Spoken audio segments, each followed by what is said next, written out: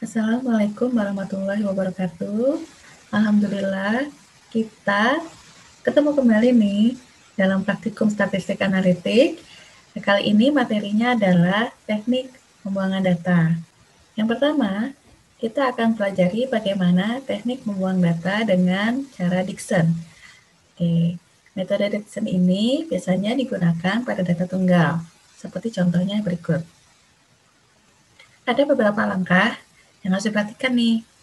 Baik, yang pertama, kita harus mengurutkan data. Mengurutkan data dari yang terkecil sampai yang terbesar. Oke, langkah pertama, kita akan mengurutkan data terlebih dahulu. Baik, kita blok dulu datanya. Ya, kemudian kita pilih di pojok kanan atas ini, Sort and Filter A to Z. Dari smallest to largest. Kemudian kita continue with current selection. Kemudian kita klik OK. Setelah itu, data sudah terurut dari yang terkecil sampai yang terbesar. Nah, kita lihat, di sini data yang pertama itu disebut dengan X1. Jadi, X1 ini artinya data yang pertama. Data kedua, X kedua, dan seterusnya. Sampai yang terakhir, ini kita sebutnya XN. XN adalah simbol untuk data yang terakhir. Baik, langkah yang kedua, kita perhatikan jumlah data. Untuk jumlah data, kita lihat di sini ada 7. Nah, berarti untuk langkah ketiga, kita tentukan rumusnya setelah mengetahui jumlah datanya.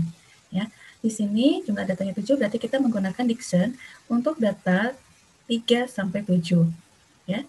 Nah, ada dua rumus kan ya. Ada rumus untuk mengetahui apakah data terendah ini perlu dibuang atau tidak, dan apakah data tertinggi ini perlu dibuang atau tidak. Ya, jadi ada dua, karena kita lihat di sini data terendah dengan data tertinggi ini cukup lumayan jauh ya dibandingkan dengan data-data setelahnya diantaranya ya. Baik, untuk rumus yang data terendah, setelah kita tentukan nih kan rumusnya, kita masukkan nih data yang ada di sini kita dalam rumus. Misalkan nih untuk dimin adalah kita masukkan sesuai rumus. Yang pertama adalah X2 min X1. Berarti kan X2 dikurangi X1, di sini X2-nya adalah sama dengan, jangan lupa kalau Excel ya, selalu pakai sama dengan 0,47 ya, dikurangi dengan 0,39. Oke.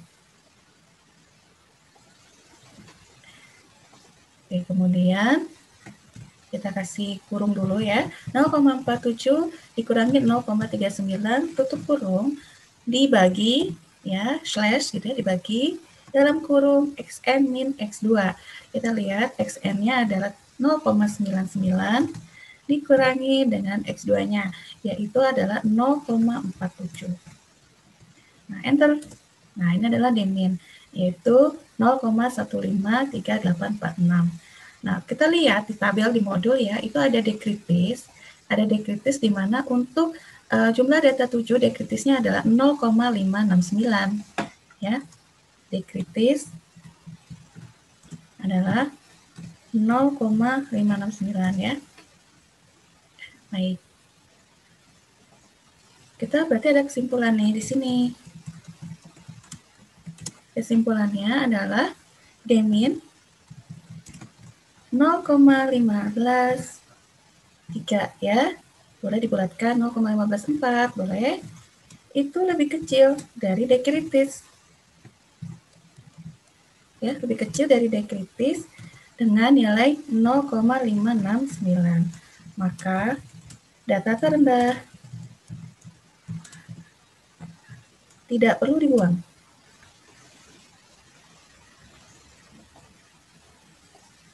Oke, maka data terendah tidak perlu dibuang.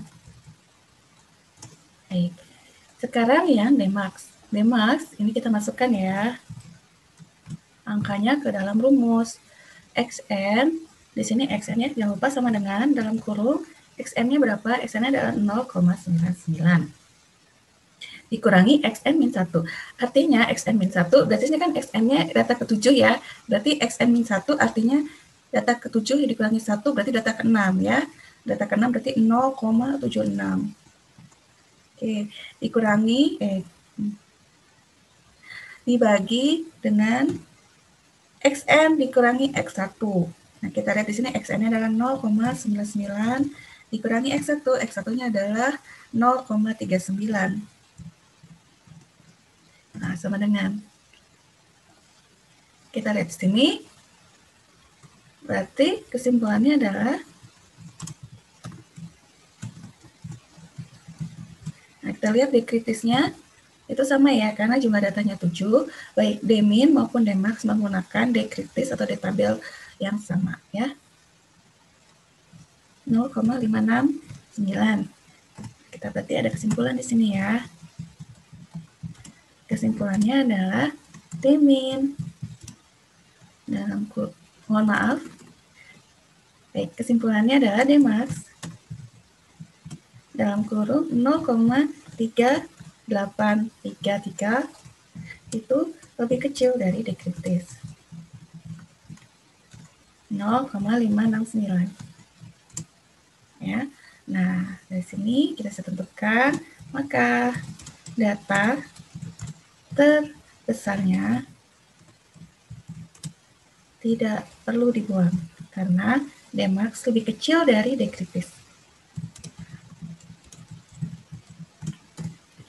Oke, nah alhamdulillah sudah selesai nih. Bagaimana cara menentukan apakah suatu data itu ada yang perlu dibuang atau tidak dalam data tunggal ya.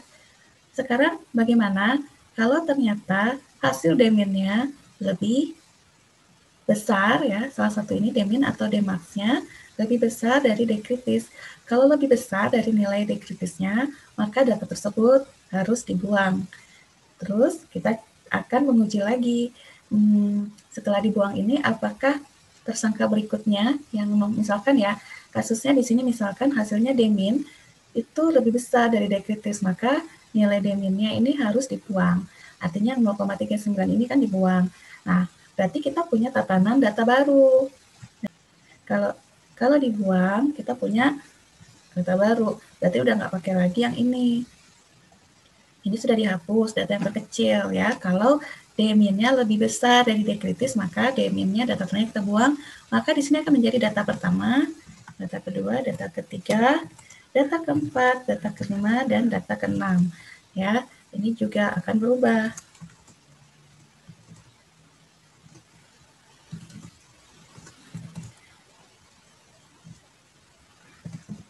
Nah, X ke-6-nya ini sekarang data ke-6-nya menjadi data XN.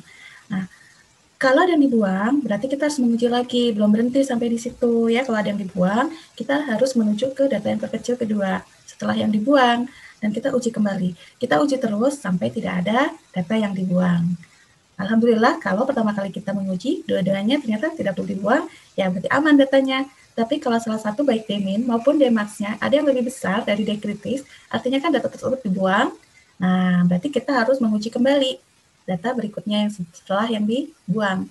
Oke, itu semua berlaku untuk Dixon, Grab, dan Kohran. Ya. Baik, terima kasih atas perhatiannya. Assalamualaikum warahmatullahi wabarakatuh.